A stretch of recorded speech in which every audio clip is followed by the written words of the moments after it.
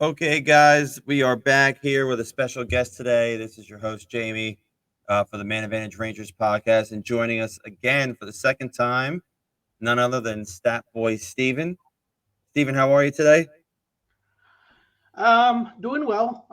We have one more week to survive until World Juniors starts. So it feels weird having World Juniors in August, but I kind of like it. And I was talking to someone about it the other day. I know it's never going to happen, but imagine if they just permanently move World Juniors to August, where it ties in perfectly with the draft. It would create such a buzz for both events.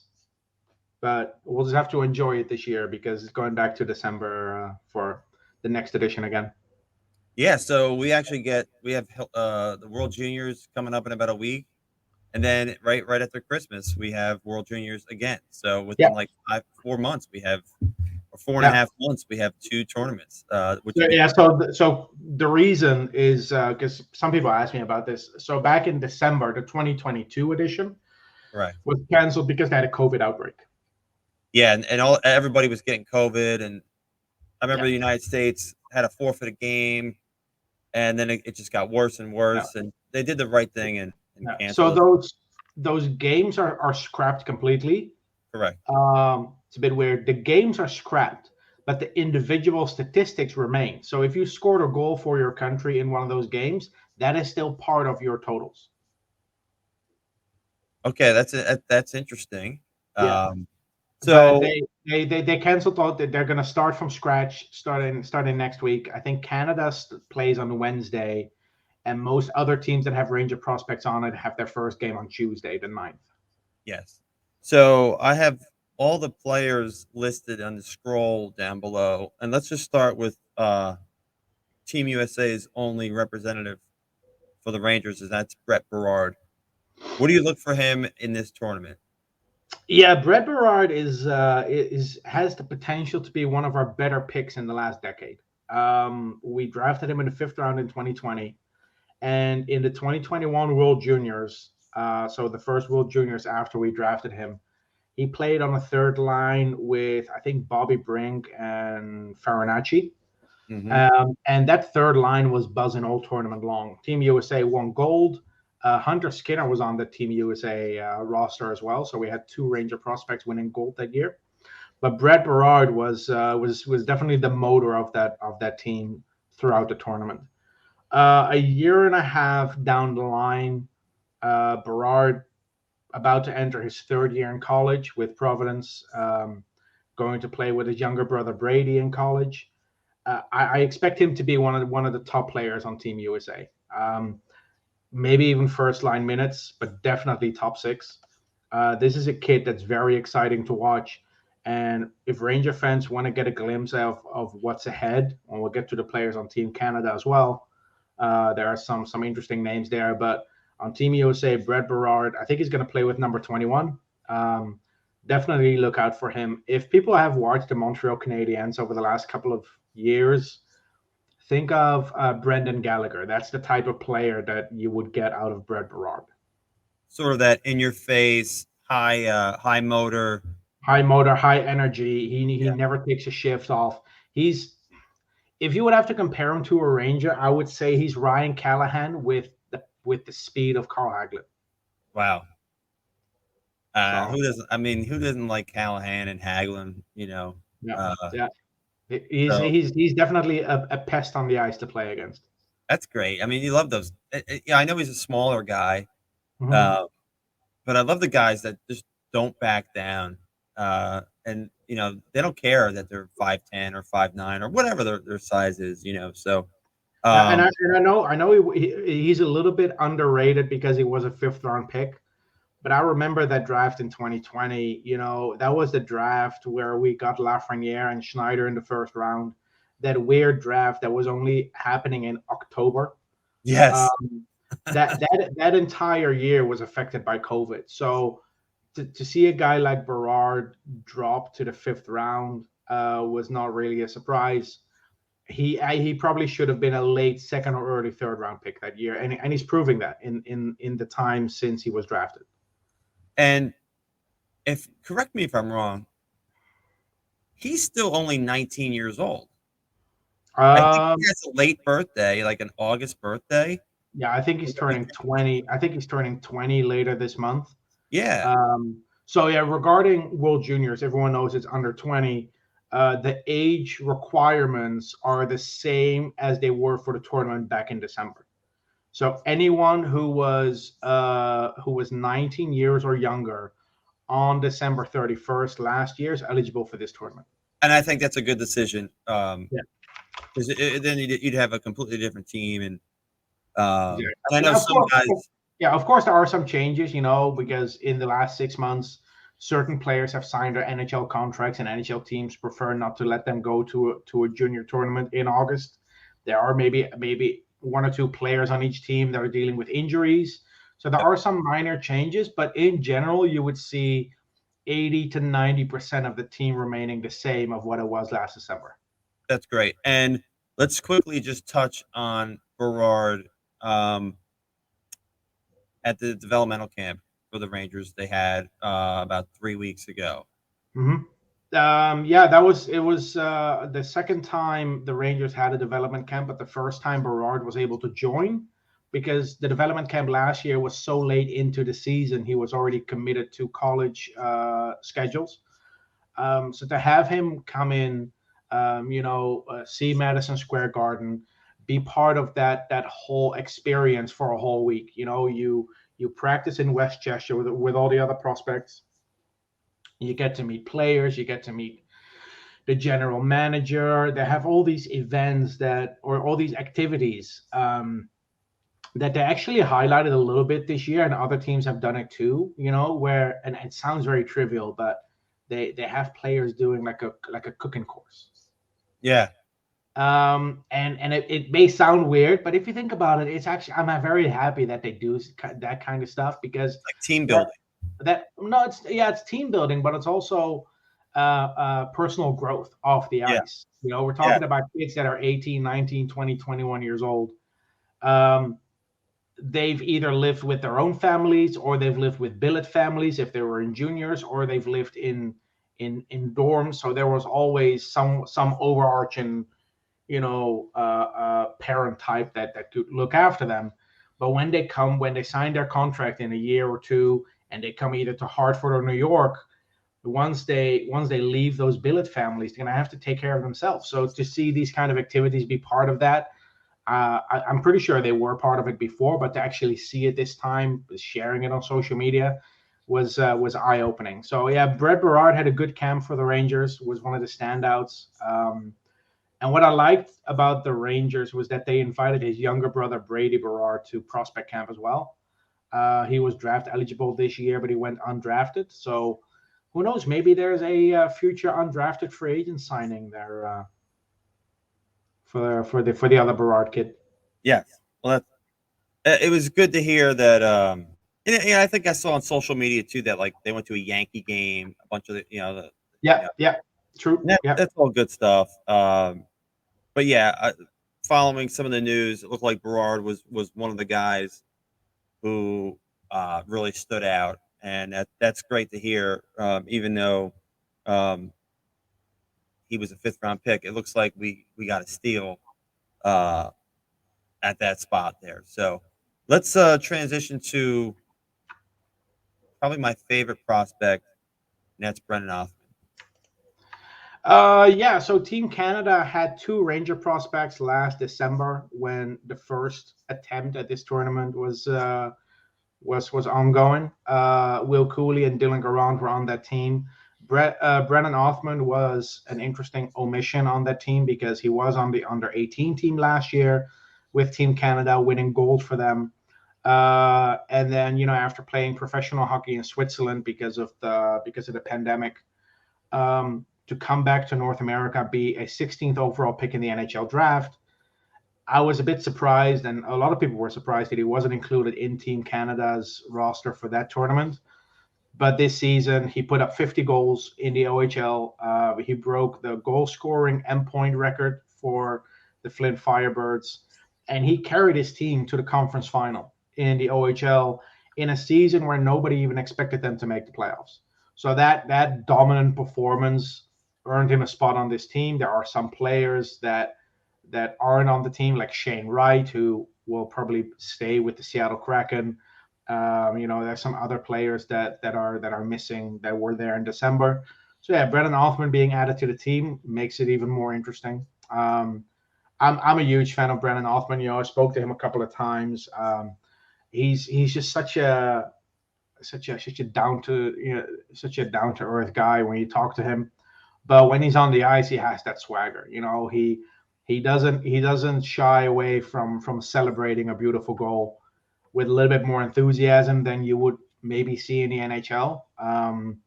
But hey, when you score 50 goals in a season, you're allowed to. And the way he got to 50 goals was even more impressive. He had 46 goals going into the final game of the season. And in the final game of the season, he scored 4 to get to 50. I remember So, I reached out to you on Twitter that night, and you gave me the link to the game, and I was able to watch it, and it mhm. was it was it was it was awesome. Like it was actually very surreal that Yeah, yeah. it was happening.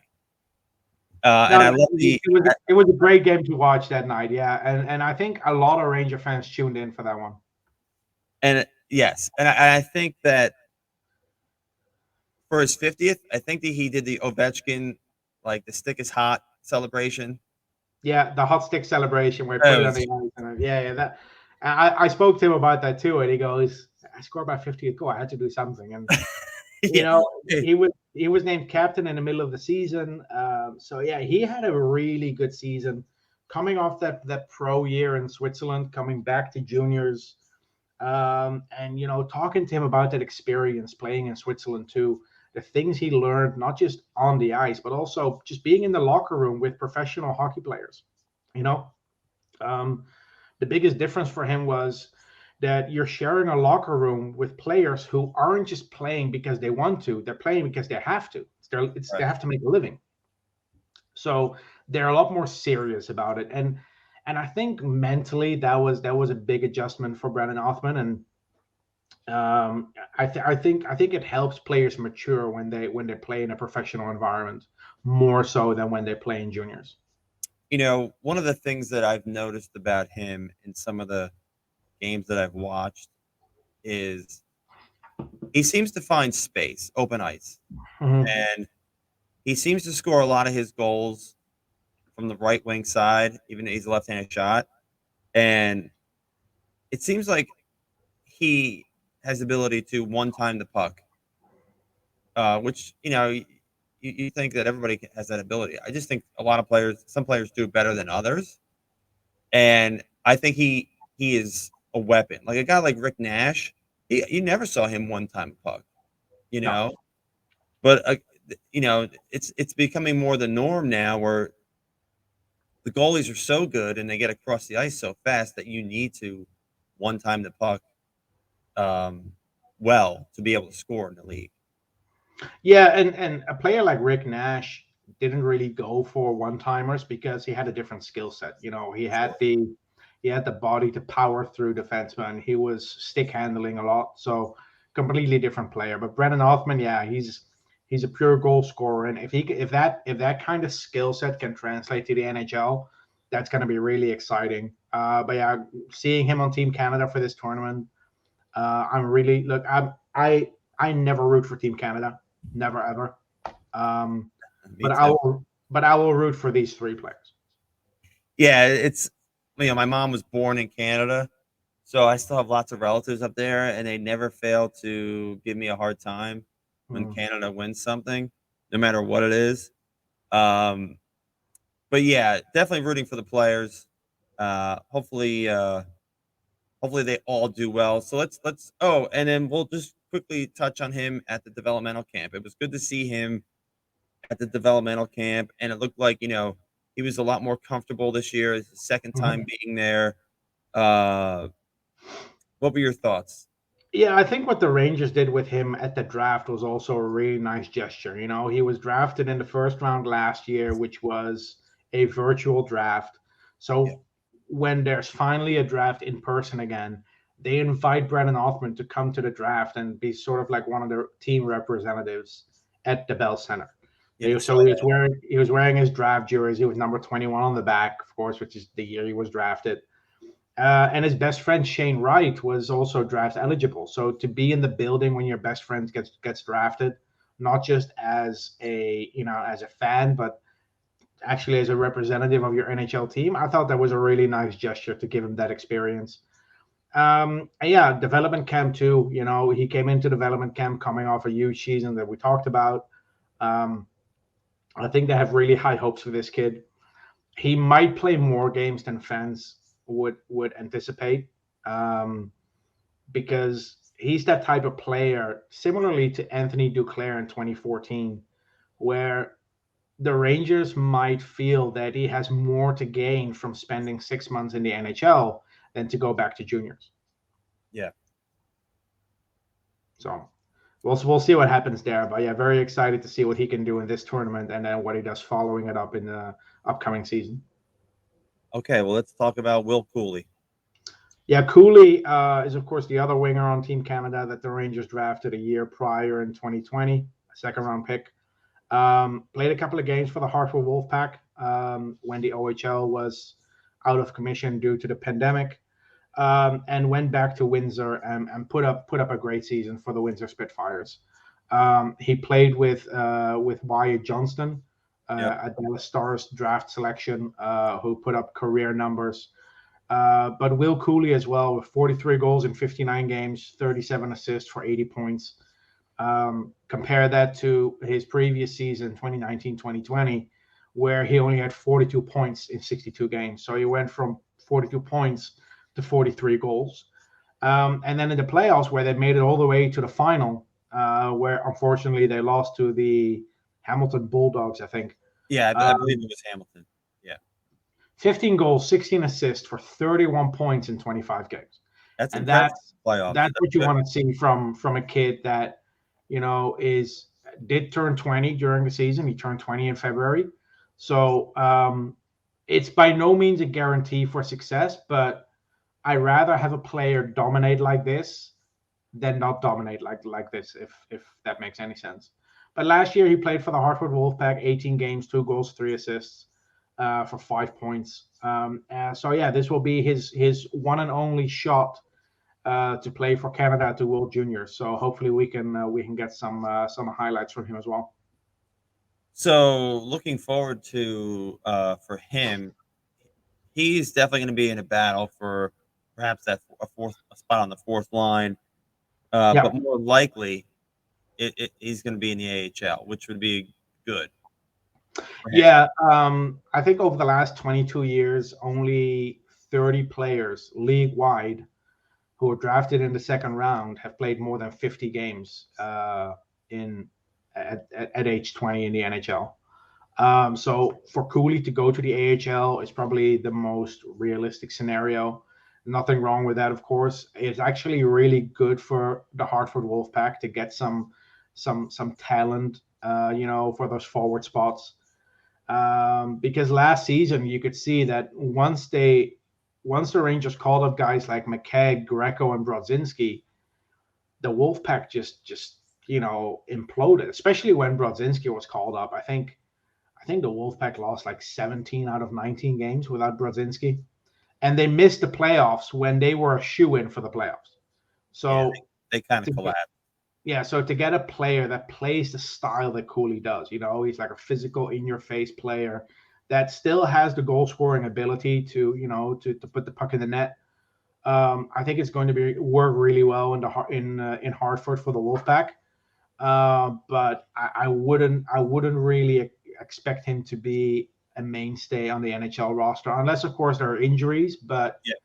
I think the Rangers roster is pretty much set. Our fourth line with guys like Carpenter, Goudreau, and Reeves, with then extra forwards in Gauthier and Hunt. It's not going to be easy for a guy like Cooley to crack the lineup. But hey, you never know. Yeah, yeah, that's why they have training camp. And listen, it's also good to be able to have depth because this injuries always happen. Yeah, So true. when someone gets hurt, it's an opportunity for someone else to step Mm-hmm. up, show what they Yeah. have. So, okay, Yeah. let's talk about our goalie, Dylan Garand. Yeah, Dylan Garand, fourth round pick in 2020. He's going to be in his second World Juniors for Team Canada. Played only one game, his first outing, but had a really good season for the Kamloops Blazers. Made it to the conference final in the WHL with them. Put up a .925 save percentage in the regular season, .933 in the postseason. So overall, really good numbers for Garand. Although I have to add to that Kamloops was a really good team too. So we'll see how those numbers translate to pro hockey. But in Hartford, it's going to be an interesting battle because they moved on from Adam Huska, Keith Kincaid, and Tyler Wall. Yep. And now what they will have is they'll have Louis Domingue, who has NHL experience. Of course, the Rangers know all about Domingue, having played against him in the playoffs. Yep. When Casey DeSmith went down for the Penguins. And then you have Olof Lindbom from Sweden, who's 22, and then Dylan Garand, who's 20. So he might see some time in the ECHL. They might send players back and forth, especially goalies, to get some games in. But yeah, I'm really interested to see how he would translate from junior to pro.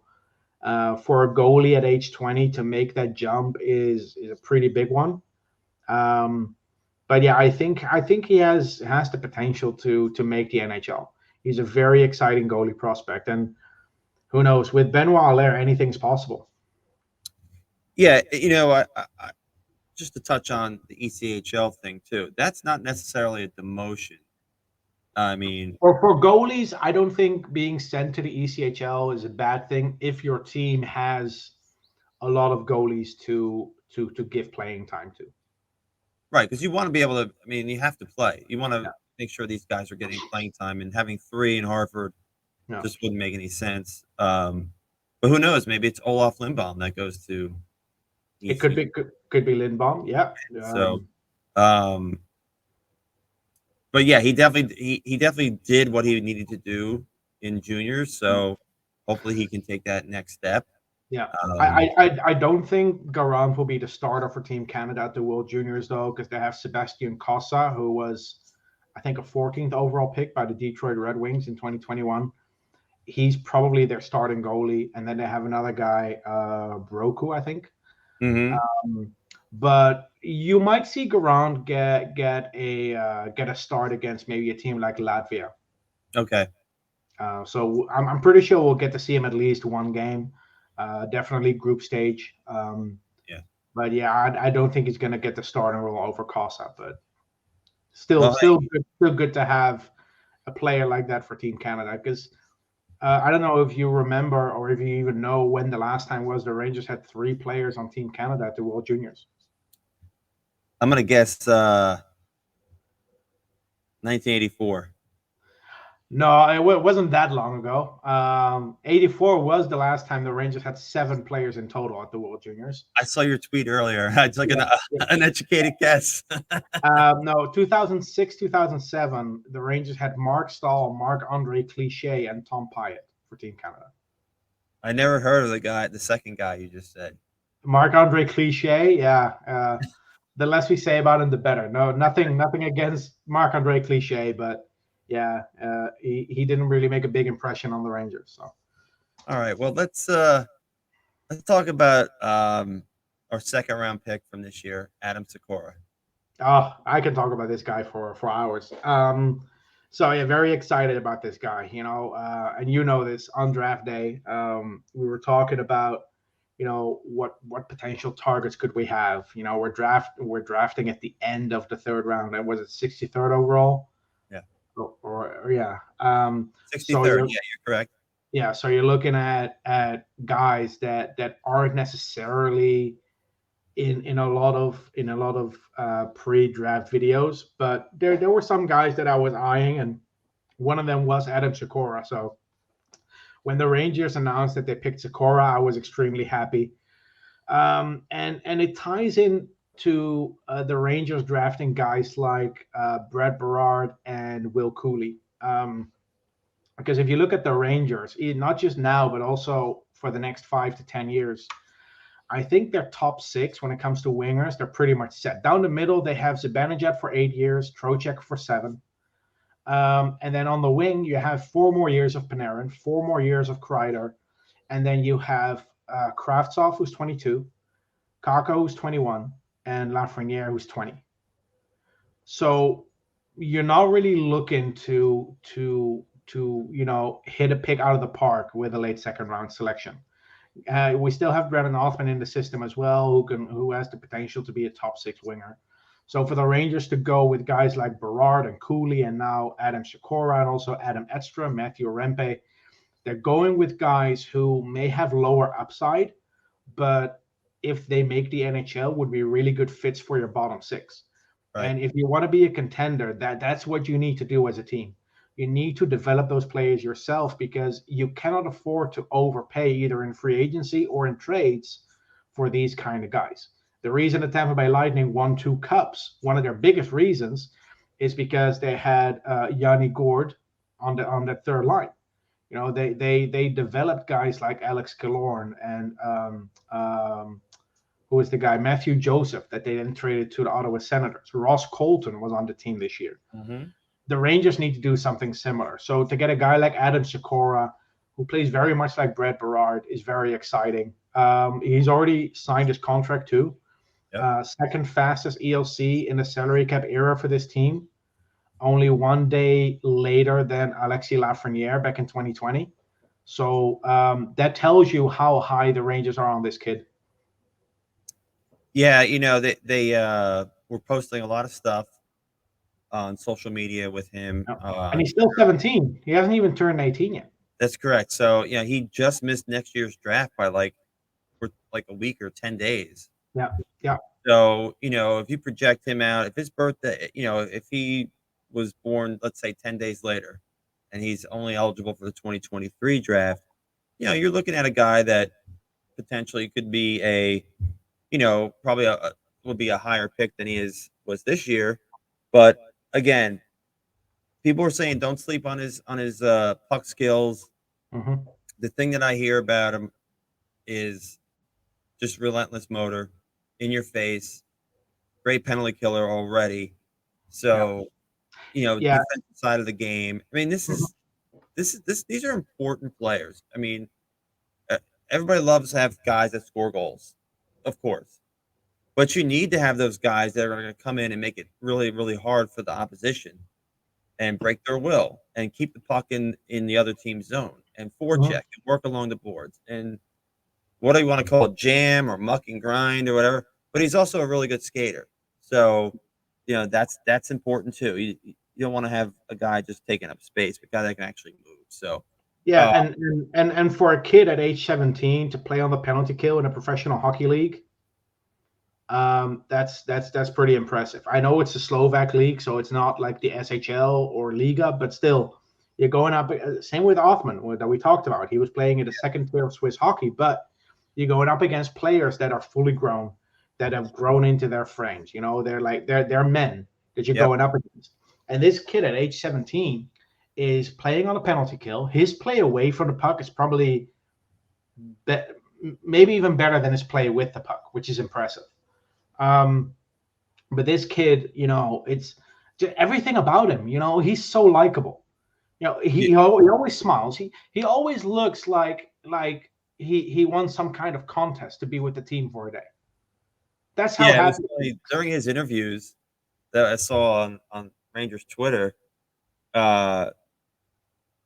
even his interviews were fast. Like he's talking like a mile a minute.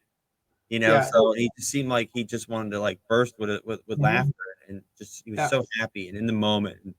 And you just get a good vibe from the kid. And again, I had heard of him, but I didn't know anything about him. And since the draft, it's one of those guys where you're like, wow, we got a good player here. And he's gonna be in the NHL.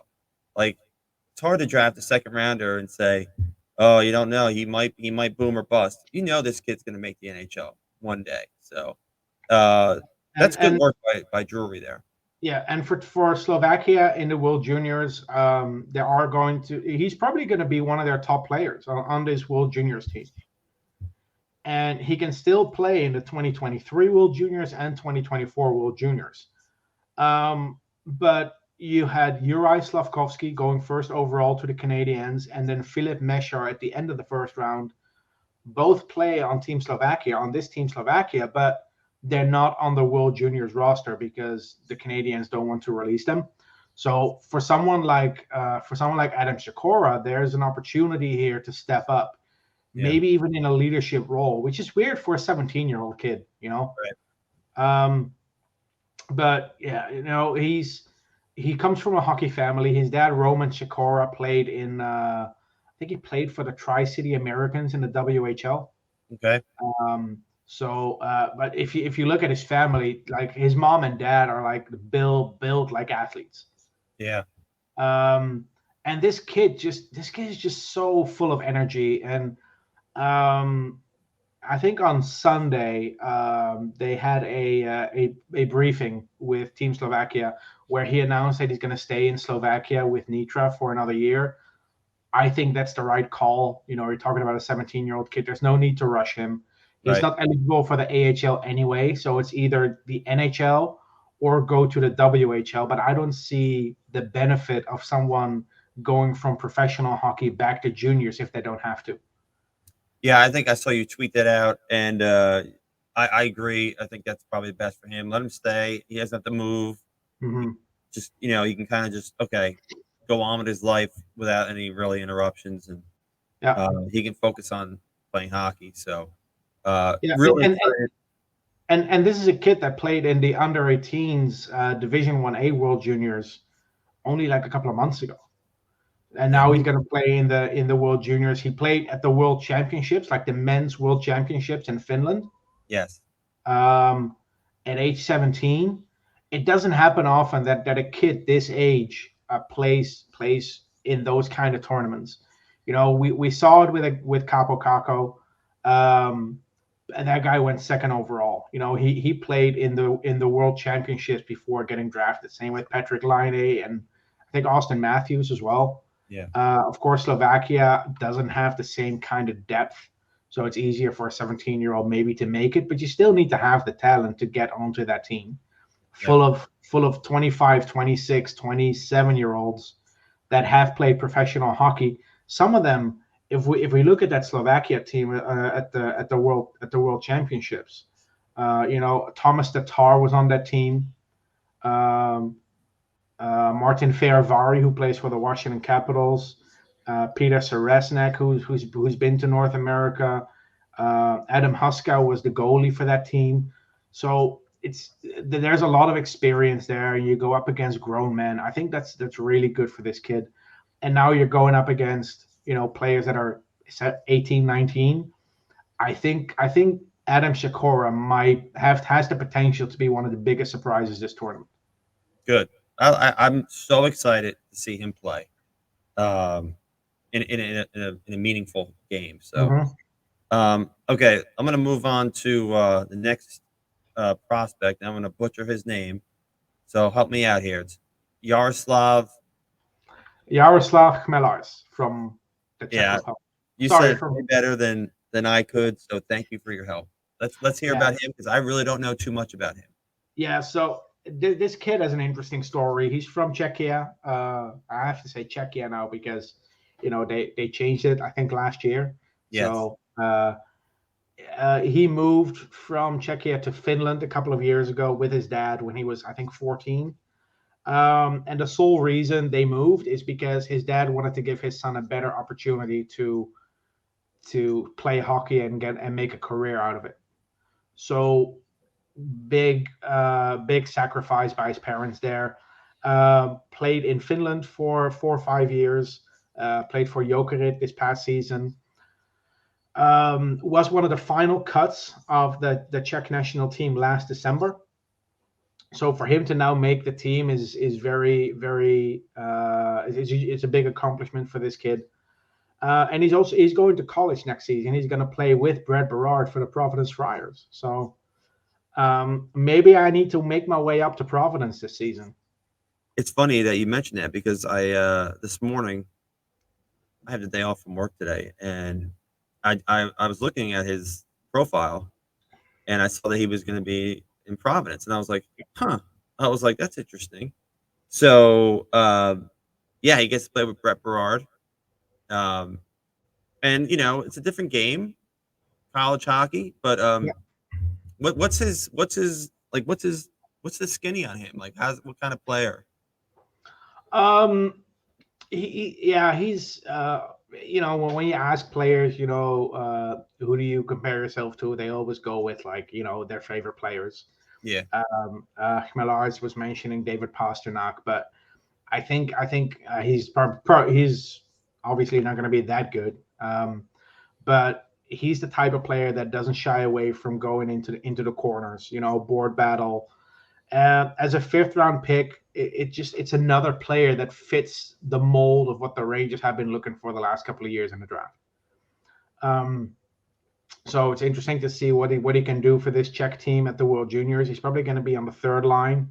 But nonetheless, it's another Rangers prospect at the World Juniors in Edmonton. Um, it's going to be a new experience, of course, playing in Canada. Although it's not the first time he played in Canada.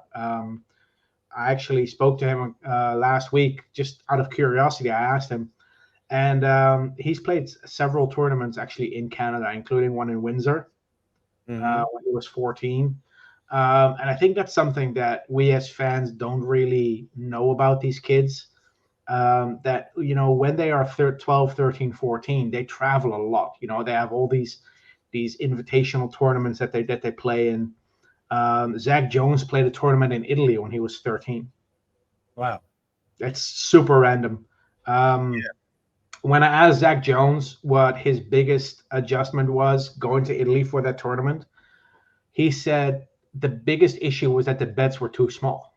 Yeah. And this is a kid that's 5'11. So, Yeah. yeah, that's 5'11 now at age 20. So imagine how small he was when he was 14. But yeah, Khmelaris is going to play in his first World Juniors. If he does well, let's see, is he eligible for December too? Yes. He only turned 19 on July 20th.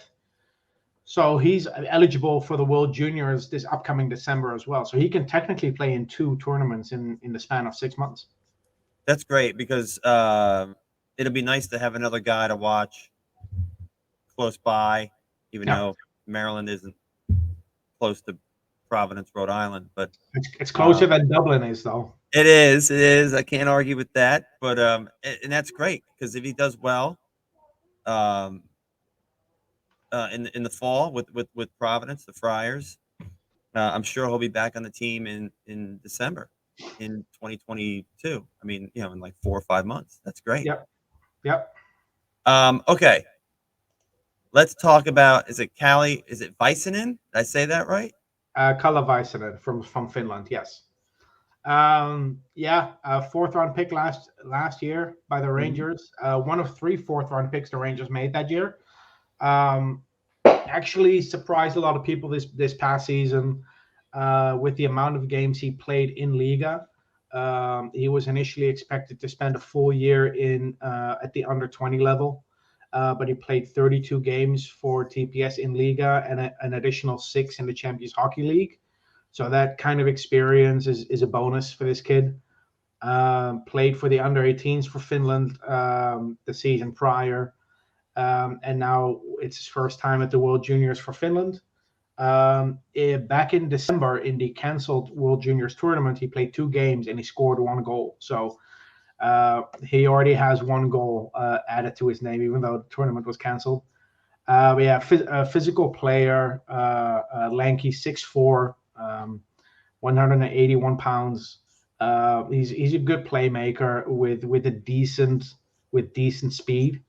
Um, but again, he's the type of player that he's not like Barrard or Sakura. He's gonna blow you away with his speed, but with a stick on his puck, he can make things happen in the corner. Um, his playmaking ability and his passing is really his strongest asset. There was a game last season in Liga where he had a backhand pass to a teammate in front of the crease from behind the net that no one saw coming, and he makes plays that you don't see often. It doesn't happen all the time, but he has these moments where you're like, wow, I wish I could see a little bit more of that. But Yeah, just again, fun player to watch. So maybe just looking for a little bit more consistency uh, for Yeah, someone like himself, and he'll be yeah, back. and when we're talking about guys like Yaroslav Kamilaris and Kalle Väisänen and even Adam Sakura, we're talking about guys that need 2, 3, 4 years before they are NHL ready. Even Brett Barrard, we drafted him 2 years ago, and he's going to be in college for another year. By the time we sign him, assuming it's next summer, he will have played 3 full seasons in college since we drafted him, and there's still a chance that he starts in Hartford for his 4th season post draft. Yeah, These kids just need a little bit more time to get to where we want them to be.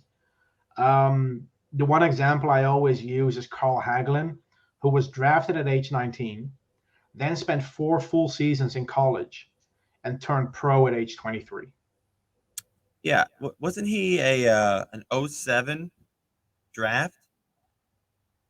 And then I don't remember him coming up until 2011, like or Yeah, yeah. 2012 that season. So let me quickly look it up.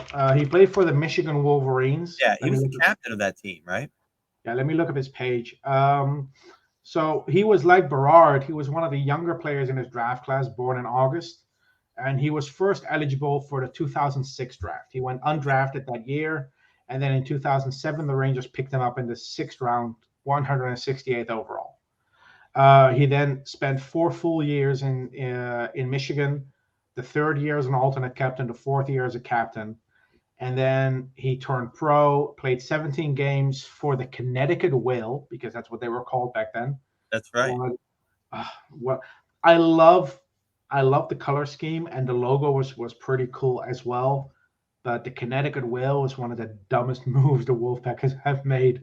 Yeah, And it was never going to work. It didn't resonate with Ranger fans because it reminded them of the Whalers, right. and it didn't resonate with former Whaler fans because they were still a Rangers affiliate. So it didn't work for anyone. Anyway, played 17 games for the Connecticut Whale, and then I think it was in November he got a call up and never went back to the AHL. And Carl Haglin was a really good player for this team for about 4 years until we had to move on from him for cap reasons. But yeah, 2 times Stanley Cup winner. He won 2 titles in the NCAA. Oh, and this is a player that only made the NHL at age 23. Yeah, I always have a soft spot for Carl Haglin. Really, I just liked his game a lot. He, again, the guy that could skate real fast. Um, even though he was smaller, it felt like when he went into the corner, he always won the puck battle. Mm-hmm. Um, and it really stunk having to let him go. That's one of the things where, in a non-cap world, he never would have. I mean, at that point, he never would have left the team. And it was weird because he got traded to Anaheim, and Yeah, then he spent like 4 or 5 months in Anaheim. And he got traded to Pittsburgh. yeah, yeah, and then he won 2 cups in Pittsburgh. Yeah, it didn't really fit. It just didn't fit with him in Anaheim. No, no. But But yeah, these kids, some of these kids will need a couple of years to yeah, get. that's fine. I mean, that's okay. I just like the fact that they keep stocking the shelves, and Mm-hmm. um, you know, I really hope this year they keep the 2023 first round pick, because this is supposed to be a very deep draft, and Mm-hmm. you don't want to give all your first round picks away, and Yeah, I think a team like Tampa or Colorado might be enticed to trade their first rounder away because they're pretty much a guarantee to make it to the Final Four. yeah, But a team like the Rangers, of course, we have to see how they do.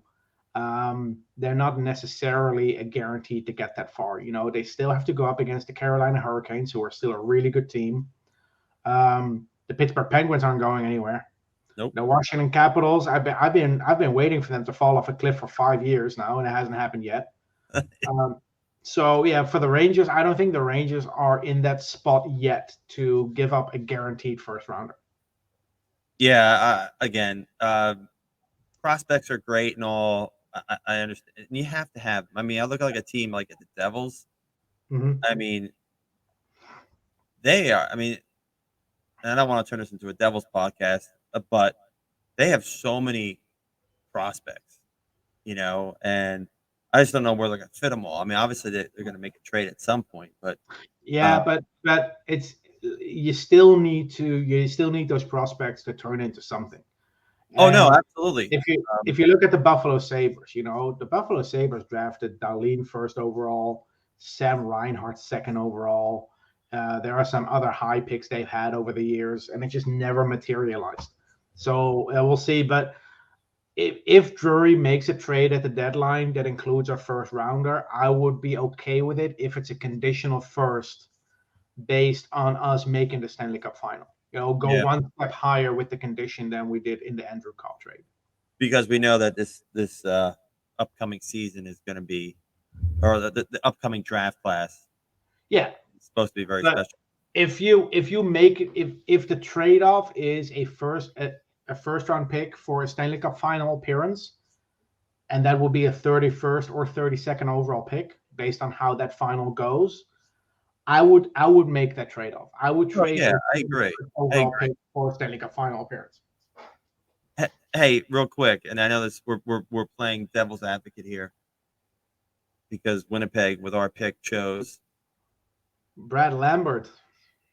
who, oh, just love him as a player. I mean, Yeah, yeah, he's inconsistent. every every year there are one or two players that fall out of their projected range Yeah, where you have a really good feeling about them exceeding expectations based on where they were picked. I think Brad Lambert is that guy this season. I thought Winnipeg, with their two picks, they got Rucker, the guy from USA. I can't pronounce his Oh, last. Rutger McGroarty. Yes, and they got Brad Lambert. I thought for what they had, for what Winnipeg did, I thought they did very well Hmm. because I remember in the 2021 World Juniors, the year that the United States won, he was like a 17-year-old talking about Brad Lambert playing for Finland, and they were talking about him being a top five pick. You know, Yeah. a year and a half prior, of course, but um, hopefully, it was just like, oh, no matter what, it always falls back that where we were supposed to pick somebody gets a good player, but it was worth the conference final run. It really was. It was a, it was a really nice spring as a Ranger Yeah, fan. and this comes back to the previous point I was trying to make. Yeah, those prospects need to materialize into something. Making it to the conference final, making it to the third round of the playoffs, after not even making the playoffs 4 years in a row. And I don't consider the qualifying round as making the playoffs because you're not one of the top 16 teams. Um, Making the conference final with these young players on the team, with Lafreniere, Schneider, Miller, Kako, even Lindgren and Fox, who are still relatively young and inexperienced. For them to get this far with the team, I think that experience is more valuable than a 30th overall selection or 31st, No, I listen. whatever it was. I agree.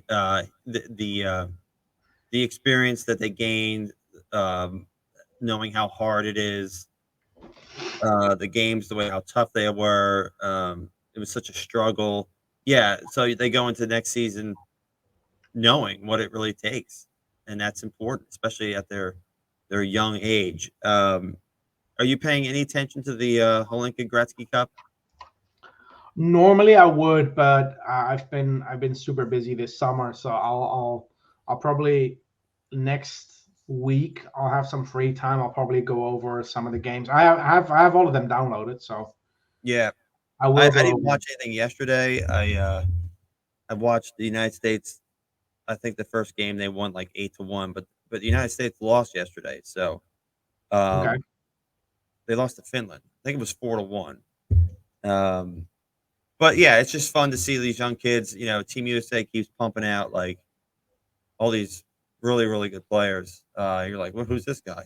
Like so um, exciting times for United States, but overall just hockey in general. Looking forward to the season. We're August 2nd, so really training camp is like 6 weeks away. Yep. I mean, Yeah, it's a combination of the Rangers making it that far and the NHL still catching up from COVID yeah, that the off season is shorter than it usually is. it was nice to see the Rangers playing so late in the year. It definitely helps pass the time. August is my least favorite month of the year, just because it's so stinking hot. And in Maryland, like the last week, it's been like almost 100 degrees every day and high humidity. It's almost unbearable. So even the ice rinks, Steven, are hot. You know what I'm saying? Yeah. After living in Vienna and Austria for 4 years and now moving to Dublin, I'm kind of happy here because the summers aren't as hot. Um, let me convert this to Fahrenheit so you understand what temperatures we had in Vienna. So in Vienna over the summer, we would sometimes hit 104. Oh, The highest we've had it here in Dublin since I moved here was 87. wow, that's nice. So it is nice, yeah. It's nice to not having to deal with that crazy summer. I was in Florida in August a couple of years ago. I wouldn't wish that upon my worst enemy. Yeah, man, it's that I've, humidity too. They get the I've been humidity. yeah, I've been to Dallas in June, which is fine because it's dry, but Yeah. the humidity in Florida, man, it's unbearable. Do we know? Oh, real quick, I'm glad I remember this. Uh, as far as the Rangers developmental camp, according to the reports, the college free agent we signed did really well. He stood out, even though he's a little bit older. But that's Bobby Trevino. True. Yeah, Bobby Trevino is um yeah, how old is he? Like 23, I think. It's either 22 or 23. Yeah, he played for UMass, same team as Zach Jones in college. Has won a national championship with them I think a year ago. Um, Kid from New York, so not really surprised he was signed by us.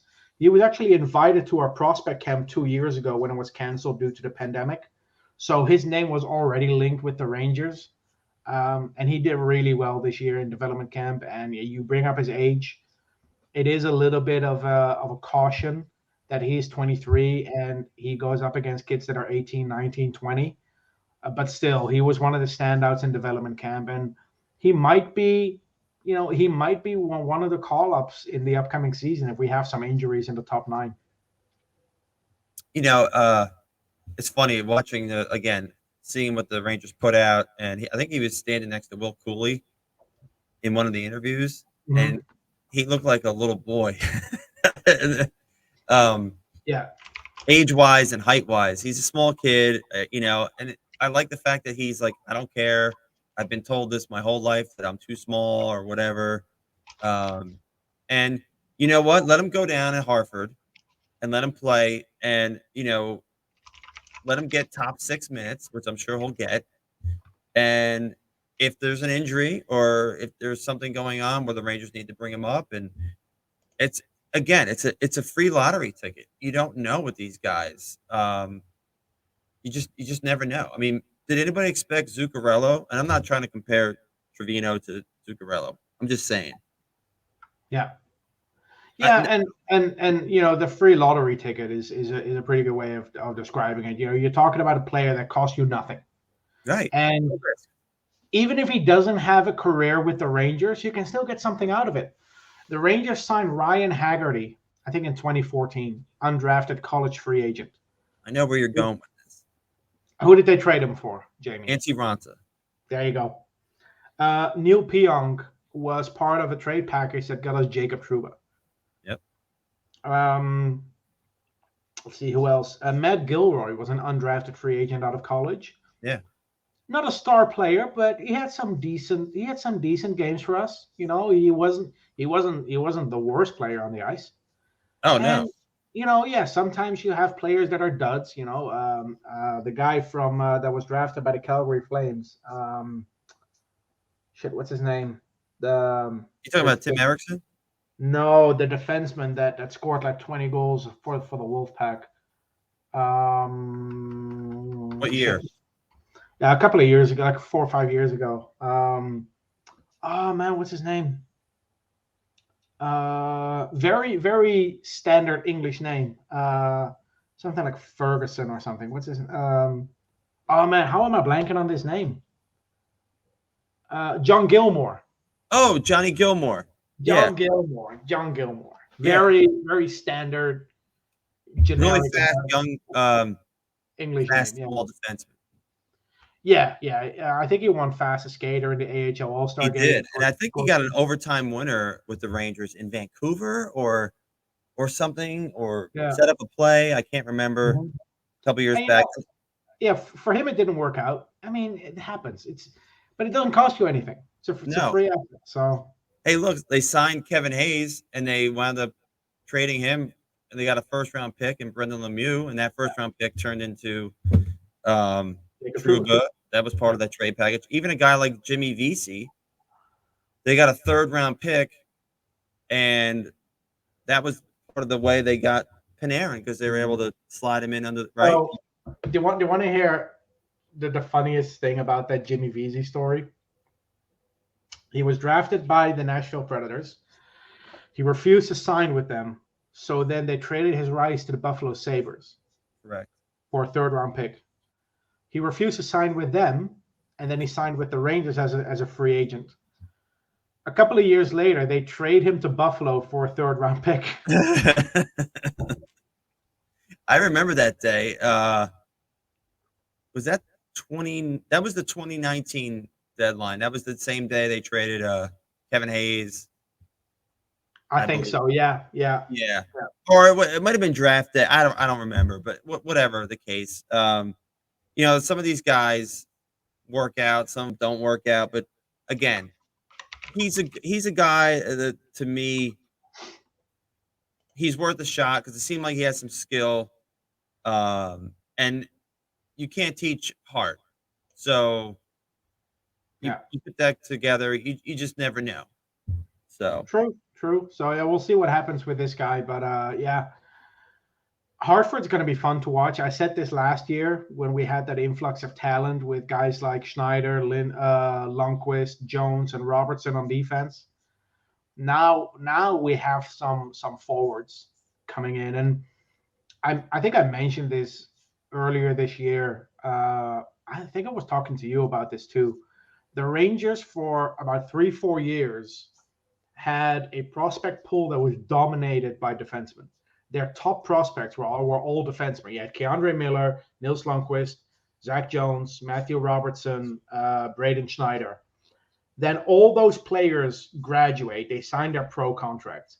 And in the blink of an eye, our top prospects are all forwards in Hoffman and Cooley and Barrard and Korzak. Now we signed Trevino. We have Henriksen and Edstrom coming over from Sweden. They'll be in Hartford now. So yeah, it's gonna be fun to see what happens in Hartford. Hopefully, they can make the playoffs this year. Now, I think the Rangers announced today they signed someone for Hartford. Yeah, another very generic name, C.J. Smith. Yeah, so he came. I think he's coming from Chicago. I think that's who he played with.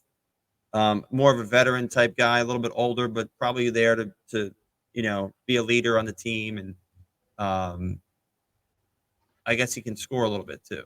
So yeah, he's definitely a career AHL player, which is fine. The Wolfpack needs some experienced guys on that team too.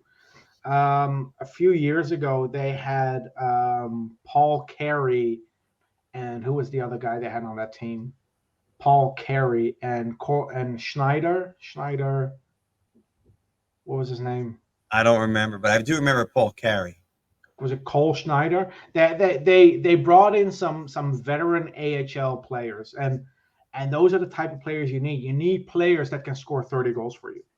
You Yeah. still need to give your young players minutes, but you also need players that can carry you to a win if you need them to. So getting a guy like CJ Smith, yeah, nothing wrong with that. But yeah, AHL player most likely. Paginiemi still down there. Payuniemi's still there. Petr Kodorenko is still there. Austin Rushev. They did move on from Ty Ronning and Justin Richards, so there's a little bit of turnover there. But I think that the Wolfpack season will depend on how long the Rangers can survive without Johnny Brodzinski. I actually like his game. I mean, you know, I know he's small, whatever.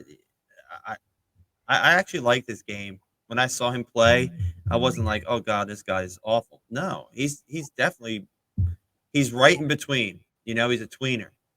He's probably an all-star in the AHL.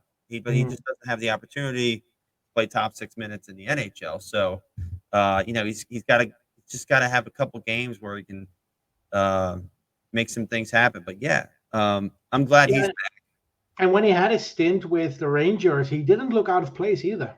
no, no, he was fine. There's one other guy I wanted to bring up, and his name is escaping me. Oh, our third round pick from this year. Was it Bryce? Bryce McConnell Barker. Yes. How could I forget him? Yeah, Bryce McConnell Barker is the other pick that I'm excited about. In the later rounds, the Rangers didn't really make any picks where I go, wow. Not saying they're bad picks. It's just that you go with a couple of players that are 19, 20 years old. Yeah, they went over. Um, Yeah. but McConnell Barker in the third round of the Sioux Greyhounds. Steve Cornianos actually mentioned him as well, and listed him as a possible player to have a breakout season in the OHL. Um, Played against the Flint Firebirds and Brennan Othman in the playoffs, and yeah, put up decent numbers in a smaller role on a really good team. So there's definitely something there. But what I find interesting is that the Rangers are comfortable going with players from juniors again.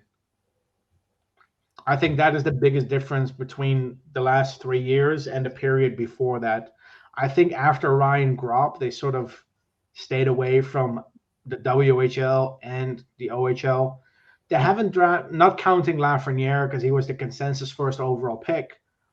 I don't think they drafted a player from a QMJHL since 2015. They got Maxim Barbashev in I think the sixth round this year or the seventh round. And they didn't. I think the last player they drafted from the QMJHL was Ryan Graves, maybe. Um, you might be right. Ryan Graves and Anthony Duclair. Well, Duclair was 2013. The Duke. Um, I don't remember where Graves played. Was he a 2015 pick? I Ryan think Graves? I think Graves played for the same team as Anthony Duclair. Let me check actually. Rangers draft. I'll go to hockey. Look, I'm not a huge fan of hockeydb.com, but for this, it's Yeah. probably a really good because I can just do a search for QMJHL. Gabrielle Fontaine in 2016. Okay. And then Daniel Walcott in 2014. And then it was Ryan Graves and Anthony Duclair in 2013. So in the last 10 years, Rangers have only drafted, not including Lafreniere because he was a consensus pick, but they've only drafted 4 players in 10 years out of the QMJHL. So they're not really comfortable. They weren't really comfortable going that route. And even if you go further back, going back to 2009, there's only one other player in Samuel Moreau in 2011. So the Wow. Rangers don't really have that confidence in the QMJHL. I hope that changes because it's a fun league to watch. I finally have a reason to watch it again this season. So Exactly. Hey, what round was Graves picked in? Graves was a fourth round pick. So you think about that draft, 2013. They got Buchnevich, Duclair, and Ryan Graves. That's actually not a Mhm. bad draft, considering they had no first or second round pick, correct? Yeah. Yeah, true. And Mackenzie Skapsky, who unfortunately had some nasty injuries, but the 2013 draft is remarkably good for how bad the picks were. Yeah, I mean, you get a guy like Buchnevich, a guy like Duclair. Mhm. Buchnevich is nearly a point a game player in the NHL, right? I Like think he's I think I think those three have combined for 1,000 NHL games already. that's not bad. I mean, I know that's not bad work. And then you get Igor in the fourth round in 2014. Hmm. There was a lot of times where the Rangers were making, they had no first round picks, so they were doing okay, but Yeah. um, with their Well, later if picks, Shesterkin is the only player out of that draft that's worth mentioning. no, it's a Uh, it's a mess. And 2015 is a mess too. 2015, they got 10 total NHL games out of 7 picks. That's yeah, 2016, Sean Day, Tarmo Reunanen, and Tim Gettinger. Eh. Um, and then 2017, of course, you have 2 first round picks, and you only walk away with Philip Hedl. It's a bit disappointing. Morgan Barron in the 6th round, but it's 2018 where they really started picking it up. And of course, the high picks help. yeah, But to get a guy like Zach Jones in the 3rd round in 2019 was a really, really good selection. that's a steal. Um, yeah, getting Matthew Robertson, 49th overall in the 2nd round, who had 1st round potential. Yeah, I think the last 19, the last 5 drafts have looked significantly better than what we're used to from the Rangers. So, Um, I'm really looking forward to seeing number 74 at training camp. yeah, Vitaly Kravtsov is going to be an interesting case because he's no longer waiver exempt, which means he cannot be sent down to Hartford without 31 teams saying no.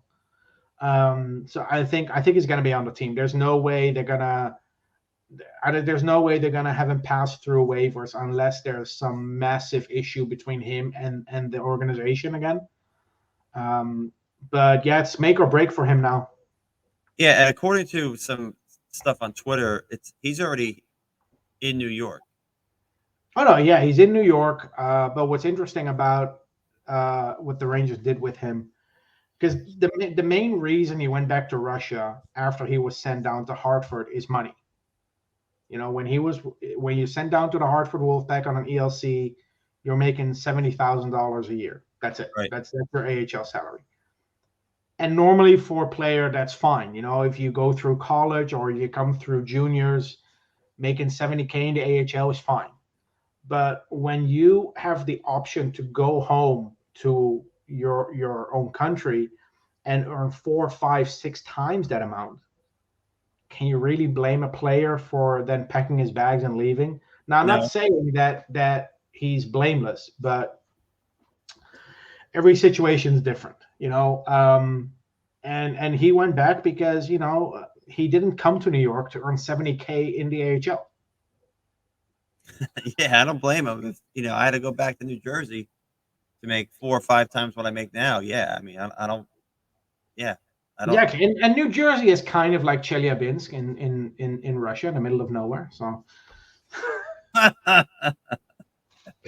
no, but this year he's on a one-way deal. He has $800,000 guaranteed salary, so there's no incentive for him to go back, even if things don't go well. Yeah, and then so they still hold his rights. So next year's qualifying offer would have to be 20% more than it is this year, right? Um, it depends. I think it's 5% more because if it's between, well, those numbers probably changed because minimum salary has gone up, but I think it's either 5 or 10%. Okay. Anything Okay. So I anything think above next 1 point, year, let's yeah. say next year it's 880,000. Um, but also, I mean, here's the thing. It might be one of those things where it's win-win. Like he's going to play, he's going to get some minutes, and he's got to prove to not just himself but the entire league that he's capable of playing in the NHL. Yeah, and look, Kravtsov needs the Rangers, but I mean, the Rangers need him too. We do. Cheap talent, right? Well, it's not about cheap talent, but it's about getting any talent. Yeah. How many right wingers do we really have? How many?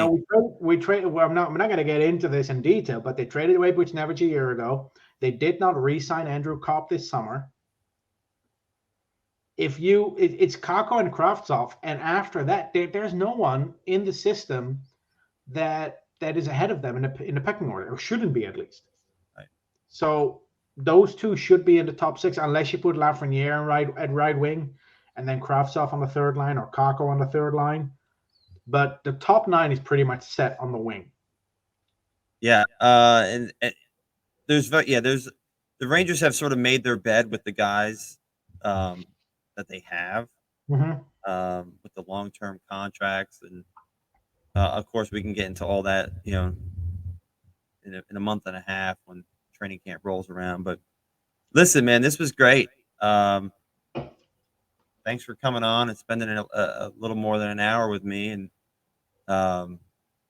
it's always great seeing you and talking to you, and I always learn something when Marc-Andre cliche. Yeah, I purposely didn't talk about the CBA today because that's what I normally do, and once I start, I don't stop. But No, this is good. A mention of Marc-Andre cliche is always good. That's great. Well, I hope you enjoy the rest of your August and your summer. And well, it's just one more week we have to survive until hockey is back. It might not be NHL hockey, but it's World Juniors. It's really good hockey. It's really good hockey. It's good quality hockey. You're going to see some really good prospects, because we talk about the Rangers prospects that are at this tournament. But if you look at the rosters, you have Connor Bedard, who's going to be the consensus first overall pick next summer. Yep. He's on Team Canada. You have guys like Mason McTavish on Team Canada. Team USA has some really good guys on there too. A lot of first-round picks of the last couple of drafts. Finland has Brett Lambert on it. It's an exciting time to. It's an exciting month for once. For once, August is exciting for hockey fans. Yeah, it'll be great. So, all right, man, I'm going to end it here, and I'm sure I'll be talking to you real soon. Anytime. And I hope everybody stays well, okay? Thanks, Steven. All right.